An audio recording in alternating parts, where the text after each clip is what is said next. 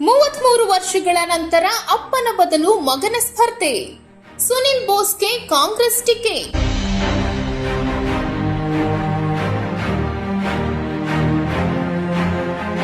ಚಾಮರಾಜನಗರ ಲೋಕಸಭಾ ಕ್ಷೇತ್ರದಿಂದ ಕೊನೆಗೂ ಸಮಾಜ ಕಲ್ಯಾಣ ಸಚಿವ ಡಾಕ್ಟರ್ ಎಚ್ ಮಹದೇವಪ್ಪ ಅವರ ಪುತ್ರ ಸುನಿಲ್ ಬೋಸ್ಗೆ ಕಾಂಗ್ರೆಸ್ ಟಿಕೆಟ್ ನೀಡಲಾಗಿದೆ. ಅಧಿಕೃತ ಪ್ರಕಟಣೆಯಷ್ಟೇ ಬಾಕಿ ಇದೆ.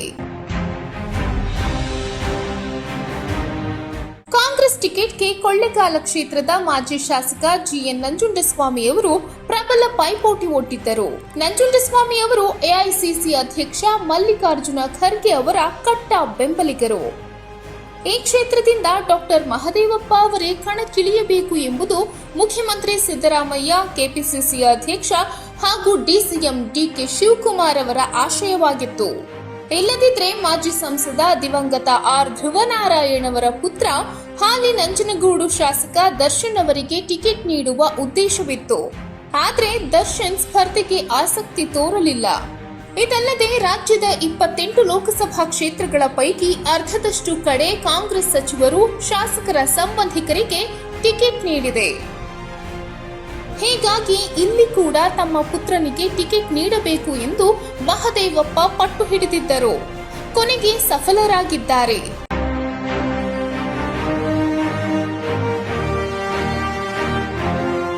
ಸಾವಿರದ 1991ರಲ್ಲಿ ಚಾಮರಾಜನಗರ ಲೋಕಸಭಾ ಕ್ಷೇತ್ರದಿಂದ ಮಹದೇವಪ್ಪ ಜನತಾದಳ ಅಭ್ಯರ್ಥಿಯಾಗಿ ಸ್ಪರ್ಧಿಸಿ ಸೋತಿದ್ದರು.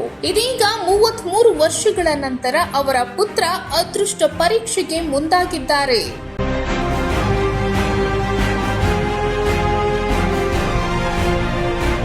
ಸುನಿಲ್ ಬೋಸ್ ಪರಿಚಯ.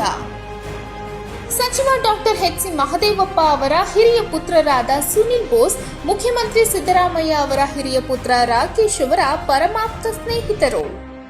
ಇಬ್ಬರು ಕ್ರಮವಾಗಿ ಟಿ ನರಸೀಪುರ ಹಾಗೂ ವರುಣಾ ಕ್ಷೇತ್ರದಲ್ಲಿ ತಂದೆಯವರ ಪರ ಪ್ರಚಾರ ಮಾಡುತ್ತಿದ್ದರಲ್ಲದೆ ಅಭಿವೃದ್ಧಿ ಕಾರ್ಯಗಳ ಉಸ್ತುವಾರಿ ನೋಡಿಕೊಳ್ಳುತ್ತಿದ್ದರು. ರಾಕೇಶ್ ಅವರನ್ನು ತಮ್ಮ ಉತ್ತರಾಧಿಕಾರಿ ಮಾಡಬೇಕು ಎಂದು ಸಿದ್ದರಾಮಯ್ಯ ಕೂಡ ಬಯಸಿದ್ದರು. ಆದರೆ ಅವರು ನಿಧನರಾದರು.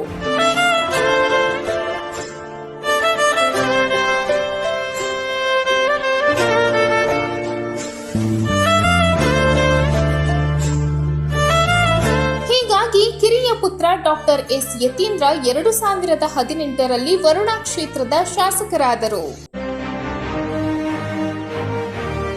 ಆದರೆ ಸುನಿಲ್ ಬೋಸ್ಗೆ ಟಿಕೆಟ್ ಸಿಗಲಿಲ್ಲ. ಸುನಿಲ್ 2017ರ ಏಪ್ರಿಲ್ನಲ್ಲಿ ನಡೆದ ನಂಜನಗೂಡು ವಿಧಾನಸಭಾ ಕ್ಷೇತ್ರದ ಟಿಕೆಟ್ಗೆ ಯತ್ನಿಸಿದ್ದರು.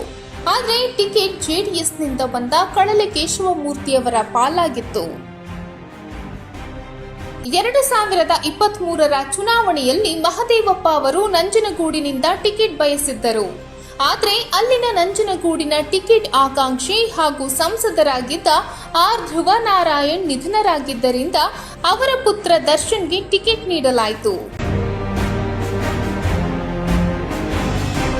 ಇದರಿಂದ ಮಹದೇವಪ್ಪ ಅನಿವಾರ್ಯವಾಗಿ ಟಿ ನರಸೀಪುರದಿಂದಲೇ ಸ್ಪರ್ಧಿಸಬೇಕಾಯಿತು.